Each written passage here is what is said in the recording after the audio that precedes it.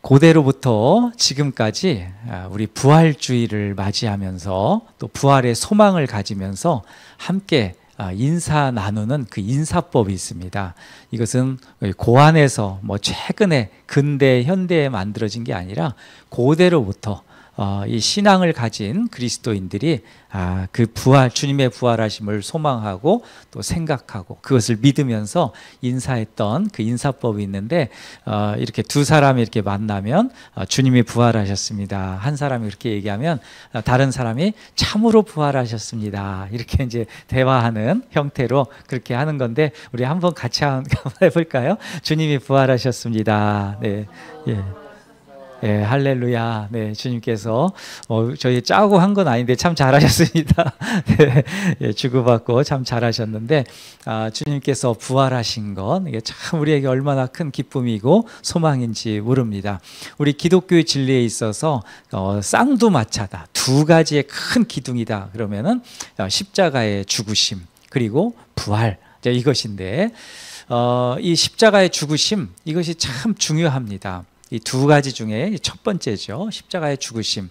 이것은 왜 이게 중요하냐면, 우리 사람, 인간은 이 죄와 사망으로 인하여서 더 이상 헤어나오지 못하는 그 권세 아래서 종노릇해야 되는, 노예로 살아야 되는, 어떻게 하든 해결할 수 없는 그 문제가 있었는데, 이것을 해결하기 위해서 매번 이제 제사를 드리고 희생 제물을 드려야 되는데, 이것도 한시적인 거예요. 이 한계가 있는 거예요.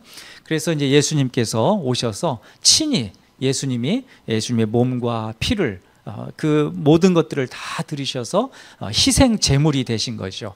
근데 여기에서 참 더 중요한 것은, 저도 히브리서 말씀을 묵상하다가 이 부분이 더 크게 제가 깨닫게 됐는데, 이 희생 제물을 드리심으로 인하여서 주님께서 그것을 받으시고요, 화목하게 됐다는 거예요.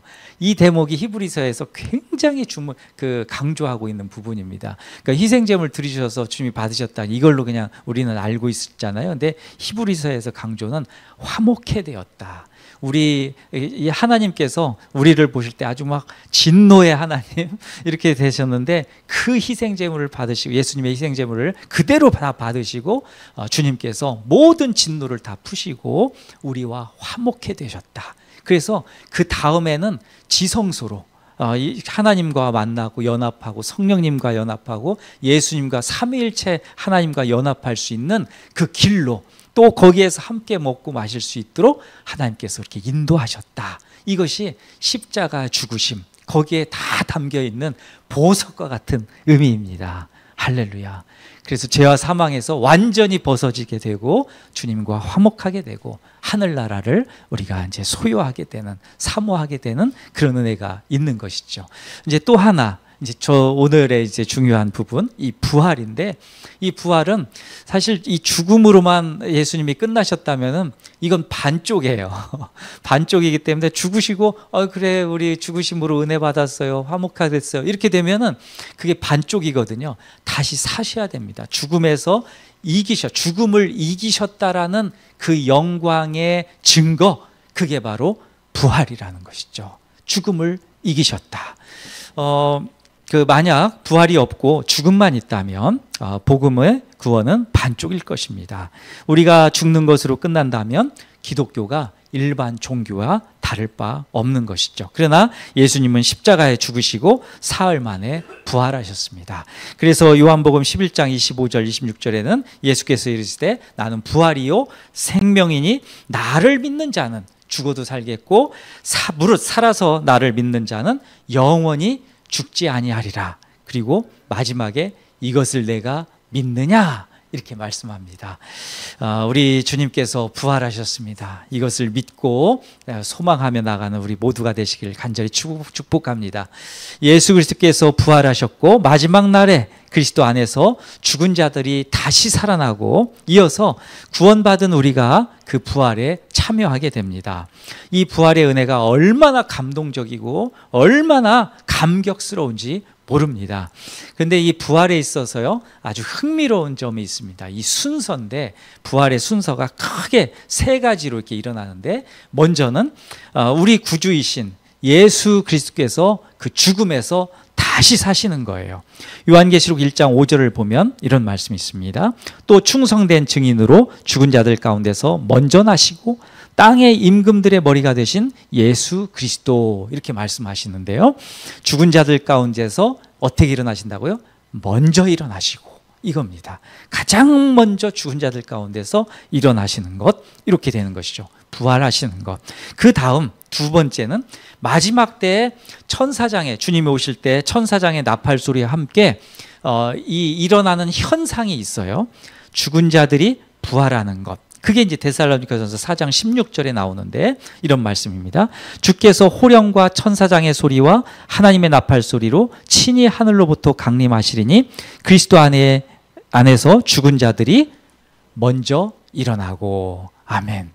자, 예수님께서 먼저 죽음에서 부활하셨다고 그랬잖아요. 그 다음 순서, 이제 주님이 오실 때 천사장의 나팔 소리가 분명히 이 세상 모든 사람들이 다 들을 것입니다. 그리고 주님이 오시는 것을 모든 사람들이 다 보게 될 것입니다. 근데 그때 하나의 아주 특별한 현상이 일어나는데 그리스도 안에서 죽은 자들이 다 부활하게 되는 것이죠. 다 일어나게 됩니다. 자, 그것이죠. 그리고 마지막 이 부분이 우리에게는 굉장히 중요한 부분입니다.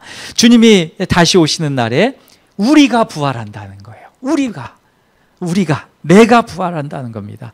데살로니가전서 아까 4장 16절을 읽었는데 한 절 이렇게 넘어가서 4장 17절을 보면 이렇습니다. 그 후에 우리 살아남은 자들도 그들과 함께 구름 속에서 끌어올려 공중에서 주를 영접하게 하시리니 그리하여 우리가 항상 주와 함께 있으리라. 아멘. 할렐루야. 우리 살아남은 자들도 그들과 함께 구름 속에 끌어올려 공중에서 주를 영접하게 하신다. 이거보다 더 기쁘고 감격스럽고 아름다운 말씀은 없습니다. 이 세상이 끝이 아니라는 것이죠. 내 생명 지금 끝나도 그것이 끝이 아니라는 것을 말씀합니다. 자, 부활을 믿느냐, 부활을 믿지 않느냐, 이것은 예수님 시대뿐만이 아니라 지금까지도 그것이 나는 안 믿습니다. 나는 믿습니다. 뭐 이런 것들이 계속돼서 이야기 나오는데 예수님의 시대나 지금이나 뭐 똑같은 이야기인데요. 누가복음 20장을 보면은 이 부활의 논쟁, 예수님의 부활을 그 믿느냐 안 믿느냐에 대해서 아주 강한 공격이 들어옵니다. 예수님 앞에.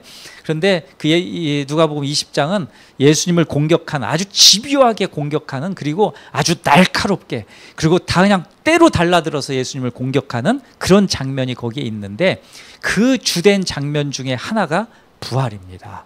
그 부활 논쟁을 거론했던 그 이제 파가 사두개파인데 유대 사회에서 주요 지도층, 이것은 크게 세 가지로 나눕니다. 하나는 바리새파, 그리고 사두개파, 그리고 하나는 장로들, 이렇게 크게 세 부류가 유대 사회를 이렇게 영향력을 끼치는 지도층들인데 이 바리새파, 사두개파, 이들은 주로 이게 성전 제사를 담당했던 이런 사람들이고, 특별히 이 사내들인 공의회 그 71인으로 이 꾸며졌던, 거기에 사법재판도 하고 하는 그런 곳 있잖아요. 거기를 완전히 장악해서 그 큰 영향력을 끼쳤던 그 파가 사두개파입니다.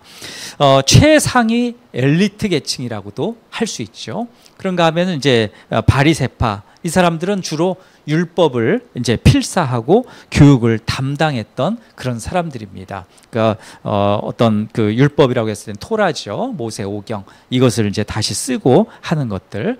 그런데 이제 장로들은 마지막으로 장로들은 연장자라고 이제 얘기할 수 있는데 정치, 경제, 특별히 문화적인 영향력들을 끼쳤던 사람들이 이 장로들입니다. 그러니까 사두개파, 바리새파, 장로들, 이 사람들은 아주 유대 사회에 있어서 그 최상의 엘리트 계층들이에요. 그래 유대 사회를 좌지우지했던 그런 사람들인데, 특별히 유대 사회의 그 지도층이었던 이 사두개파와 바리새파, 이들은 아주 완전히 상반된 그런 의견, 그런 사상을 가졌던 사람들입니다. 바리새인들은 하나님의 주권을 믿었지만 사두개인들은 이 사람의 자유의지 이것만 인정했던 것이 이 사두개파입니다. 그 바리새인들은 또 천사들과 귀신들의 존재를 믿었지만 사두개인은 또 그런 것들을 인정하지 않았어요.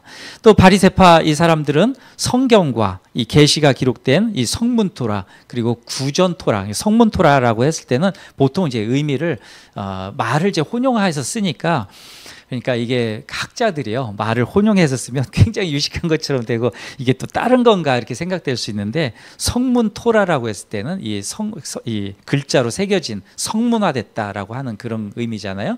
토라라고 했을 때는 이 5개의 율법, 그러니까 이 창세기, 출애굽기, 레위기, 민수기, 신명기 이걸 얘기하는 거예요. 이걸 성문토라 이렇게 얘기하는 거고, 구전토라는 그것과는 다르게 이제 그것을 해석해서 또는 그 성경에 나와 있지 않은 그런 것들을 구전으로 내려온 것들을 이렇게 기록한 거, 이런 것들은 우리가 잘 알고 있는 탈무드 있잖아요. 이것도 이제 그런 것들이고, 여러 가지 이제 몇 가지의 더 책들이 더 있는데 아주 엄청난 책들이 있습니다. 근데 하여튼 그런 구전토라 이런 것들은 이제 바리새인들은 다 믿었어요. 근데 사두개인들은 오직 모세 오경만, 이 토라 성문 토라만 받아들였던 것이죠.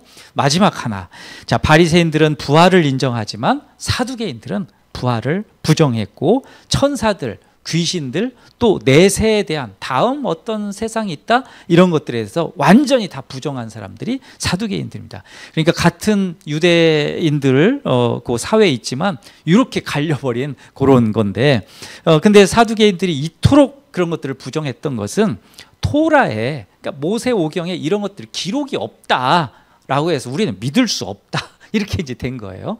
아주 어떻게 보면은 이 사도 바울이 바리새파 사람이잖아요. 바리새파 쪽에서도 좀 그쪽에는 좀 보수적인 쪽이 있고 조금 자유주의적인 성격이 있는 쪽이 있는데, 사도 바울은 바리새파 쪽에서도 약간은 좀 자유주의적인 성격이 있는 쪽에 있는 편이에요. 그런데 사두개파와 이렇게 좀 보면은 사두개파 쪽은 어떻게 보면 조금 더 아주 문자적으로 이렇게 보려고 하는 그런 성격의 어떤 계파이고, 바리새파는 조금 더 좀 넓은 영역에 있어서 이렇게 여러 가지 것들을 면밀히 보면서 조금 스펙트럼을 좀 넓게 해서 보려고 했던 그런 이제 성격이다. 이제 이렇게 돼요. 근데 아무튼 이게 바벨론 포로 이후에는 바리새파만 남고 나머지는 다 없어져 버려요. 나머지는 다 사두개파는 완전히 없어집니다. 그리고 이제 특히 이제 제가 언급은 안 했지만 하나 더 꼽는다면은 이제 무장을 하고 다니면서 독립운동을 하려고 했던 그런 이제 유가 있는데, 그들도 완전히 이제 없어지게 되는데, 지금은 이제 바리새파만 유대인들 상황에서는 좀 이렇게 존재한다 이렇게 볼 수 있는데, 물론 장로들도 거기 지금 있긴 하지만요. 아무튼 그렇습니다. 하여튼 근데 이 부활 논쟁에 있어서 예수님께서는 이 부활은 있다라고 이제 말씀하시면서 어떻게 말씀하냐면, 거기에 막 결혼도 있고 막 등등등 막 이렇게 사두개파들이 막 얘기하는데 예수님께서 이렇게 결론을 내셔요. 그게 누가복음 20장 37절에서 38절인데 한번 들어보십시오. 37절, 죽은 자가 살아난다는 것은 모세도 가시나무 떨기에 관한 글에서 주를 아브라함의 하나님이요 이삭의 하나님이요 야곱의 하나님이시라 칭하였나니, 그러면서 38절에 이렇게 결론을 내세요. 하나님은 죽은 자의 하나님이 아니요 살아있는 자의 하나님이시라. 하나님에게는 모든 사람이 살았느니라 하시니. 아멘. 이것은 그 사두개파들이 그 성문 토라, 그 모세오경에 있는 거기에 없는 것들 없다라고 이렇게 했는데, 그것을 끌어와서 아브라함의 하나님, 이삭의 하나님, 야곱의 하나님을 끌어와서 거기에 부활의 하나님이 있다라는 것을, 사람들이 살아난다라는 것을 해석하시면서 예수님이 말씀하시는 겁니다. 너희들이 그렇게 봤지만 잘못 본 거야. 하나님이 살아계시고 그 살아계신 하나님을 믿는 사람들은 다시 그 부활의 은혜가 있다라고 말씀하는 것이죠. 부활의 삶은요, 단순히 이 세상의 삶의 연장이 아닙니다. 이 세상에서는 우리가 결혼도 하고 뭐 이런저런 것들을 이렇게 하지만 중요한 것은 부활이라는 것은 완전히 다른 차원의 삶이 열리는 것입니다. 지금과는 사실상 모든 것이 완전히 달라지는 것, 180도 달라지는 것, 이것을 얘기하는 건데, 부활의 세상에서는 이 죄와 죽음, 그리고 슬픔과 고통, 또 불행으로 가득 찬 이 세상의 삶이 그대로 연장되지 않는다는 거예요. 그러니까 다시 생각한다면 우리가 이 세상을 살면서 막 걱정도 하고 근심도 하고 염려도 하고 또 다치기도 하고 아프기도 하고 막 이렇잖아요. 저희 이제 가족들도 뭐 이렇게 저렇게 해서 그 세상을 떠나신 분들도 있는데, 아파서 떠나셨는데 부활할 때 다시 아파갖고 낑낑대면서 부활하면 그거보다 아예 부활 안 하는 게 낫죠. 기죠? 그렇잖아요. 막 눈이 한쪽이 잘 안 보였던 사람이 이제 세상을 떠났어요. 근데 다시 주님이 오실 때 눈 한쪽에 안 보이면서 아유 어디 있대 하면서 이렇게 부활한다면 끔찍한 일이죠. 사실 그렇게 부활하는 것은 있어서는 안 되고 있을 수도 없고 정말 우리가 생각할 수도 없는 그런 것입니다. 더 이상 그 부활의 삶이라는 것은 슬픔이나 눈물이 없는 그런 삶입니다. 부활의 세상에서는 더 이상 결혼도 필요 없고, 우리가 뭐 지금 이 세상에서 특히 이 대한민국이 그렇죠. 이 상속법, 재산권 이런 것 때문에 얼마나 큰 그 곤욕을 이 홍역을 치르고 있습니까? 모든 가정들마다. 그런데 이런 것 행사를 위해서 고뇌하거나 이런 거 위해서 내 거 주장하고 이런 것들이 다툴 필요가 없다는 것이죠.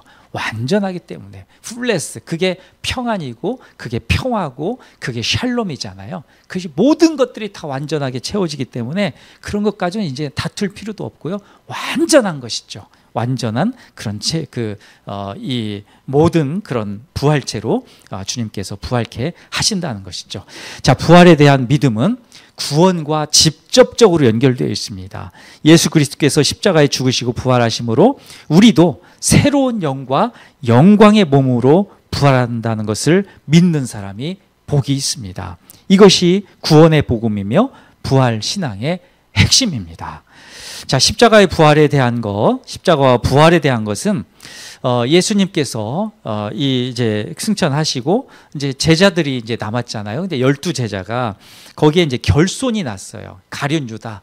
이 사람이 이제 스스로 목숨을 끊으면서 12제자에 있어서 결손이 생기니까 이제 초대교회에 있어서 결손을 이제 메꿔야 되니까 그때 한 사람을 추천해야 된다. 그때 이제 조건이 뭐였냐면 예수님을 직접 보고 함께 훈련했던, 그리고 십자가와 부활의 그 신앙을 믿는 사람, 그걸 목격하고 믿는 사람, 이것을 이제 조건으로 합니다. 자, 굉장히 중요한 부분이죠. 예수님을 직접 보고 또 십자가의 죽음, 부활, 이것을 목격하고 이것을 믿는 사람, 이것인데 그런 기준으로 제비 뽑아서 이제 세워진 사람이 마띠아죠.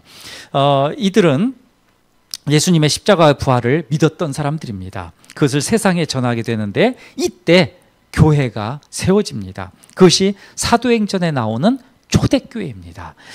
초대교회는 마가의 다락방에서 이제 시작되죠. 뭐 엄청난 막 큰 예루살렘 성전에서 교회가 시작된 거 이런 거 아닙니다. 특별히 참 그것도 참 신기해요. 그런 거 보면 유대인들은 하나님께서 선택했다 하면서 예루살렘 성전에 대해서 굉장히 지금도 그렇고 아주 엄청난 애착을 갖고 있는데, 예수님은 그거 말고 마가의 다락방에서 그 십자가의 부활, 십자가 그 죽으심, 그 부활, 그 신앙을 믿는 그 사람들을 통해서, 그 모임을 통해서 교회가 시작됐다는 거, 이건 굉장히 아주 센세이션한 그런 일이 아닐 수 없습니다. 완전히 상식을 다 깨버린 그런 교회의 시작이죠.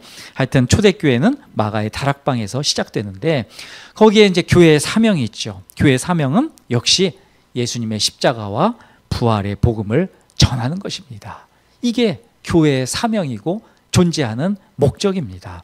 이것은 예수님이 다시 오실 때까지 교회가 가진 사명이며 이 땅에 교회가 존재해야 되는 이유입니다.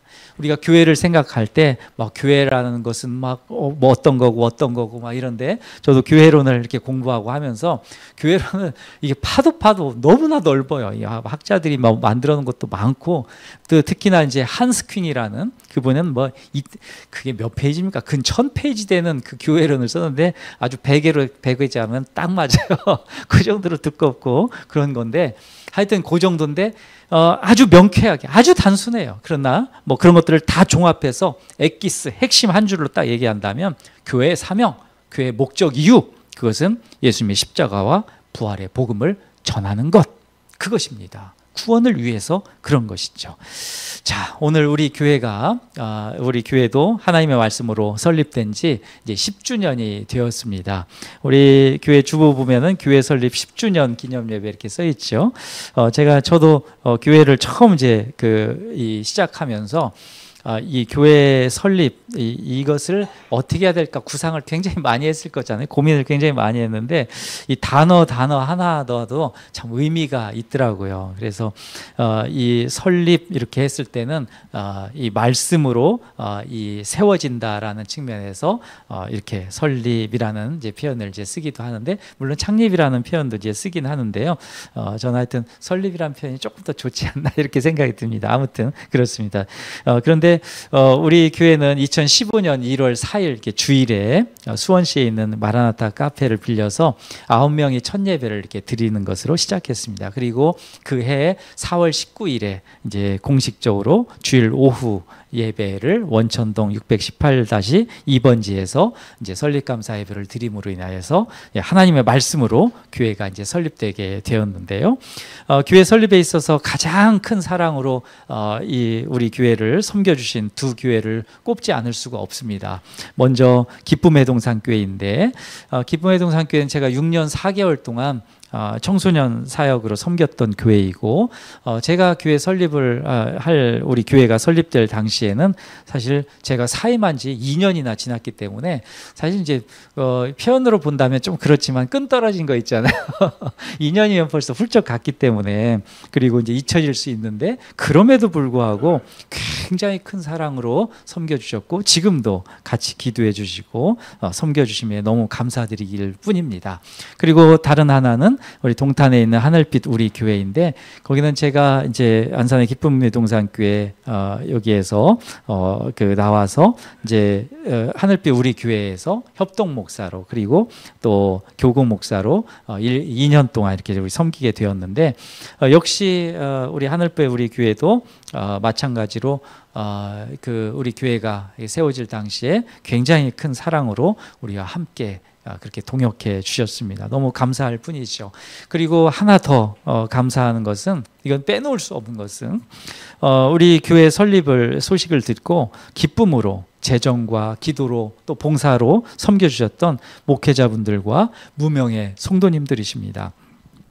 그분들 중에는 아직도 우리 교회를 위해서 기도해 주시고 섬겨주시는 분들이 있음에 정말 감사드릴 뿐입니다. 특별히 기쁨의 동산교회 그 안혜숙 집사님 팸, 또 문덕만 집사님 패밀리, 또 작년까지 또 방영희 권사님 그 패밀리에서 우리 교회를 섬겨주셨는데 너무나 감사할 뿐입니다. 그리고 지금도 우리 교회를 사랑하시고 기억해 주시면서 기도하는 교회들이 있습니다. 그 하남에 있는 빛나는 교회 은혜숙 목사님과 성도님들 또 여기는 제가 일반 성도일 때 제가 몇 번 이렇게 간증도 하고 말씀드렸지만 충남 홍성군 광천읍에 있는 그런 이제 평지교회 신흥식 목사님과 성도님들이 또 함께 기도해 주심에 또 감사할 뿐입니다. 그런 거 보면 좀 지나왔는데도 그렇게 많이 못 산 건 아닌 것 같아요. 제가 그러니까 그런 지나온 걸음들 보면은 그곳에서 이렇게 기도해 주시고 하시는 거 보면 저 사람은 안 돼요 하면은 지워버리실 텐데 그래도 하나님이 그냥 어여삐 여겨 주셔서 그렇게 지금까지도 그렇게 기도해 주시고 있지 않나 생각이 듭니다. 그리고 또 안산 동산교회 선교팀을 섬기는 또 우리 성도님들 계시고 또 장계제일교회 박기용 목사님과 성도님들께도 또 감사드릴 뿐입니다. 또 올해부터 보내주시는 그 백승진 권사님과 또 수지 선한 목자 그 성도님들께도 또 감사를 드릴 뿐입니다. 또 우리 교회가 설립될 당시에는 사실 한국 교회가 영적 추수기를 마치고 다시 씨를 뿌려야 한다는 그런 시기와 맞물려 있었습니다. 우리 교회가 그 몫을 다하길 소망하는 의미에서 우리 교회 이름을 세봄 커뮤니티 교회라고 이렇게 지었던 이유도 그겁니다.